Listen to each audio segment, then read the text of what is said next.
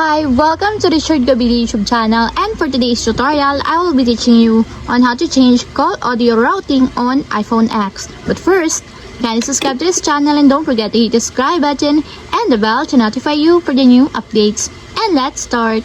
Using your iPhone X, from your home screen first, go to Settings. Then in the Settings, scroll down and find the Accessibility and then Top. Then in the Accessibility, scroll down again and go to Physical and Motor section and then tap the Touch. Then in this part in the Touch, scroll down and then find the Audio Routing and then Top.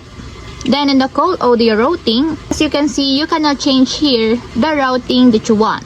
For example, you want to change it to Bluetooth headset, just tap the Bluetooth headset until there's a check mark on the side. Or you can also change it to speaker, just tap it also until there's a check mark on the side. Or if you want to change it back to the automatic or to the default call audio routing, just tap again the automatic. Call audio routing determines where audio will be heard during a phone call or FaceTime audio. And that's it, we have successfully changed call audio routing on iPhone X. If you have a question, kindly comment down below and don't forget to hit the subscribe button and the bell to notify you for the new updates. And thank you for watching!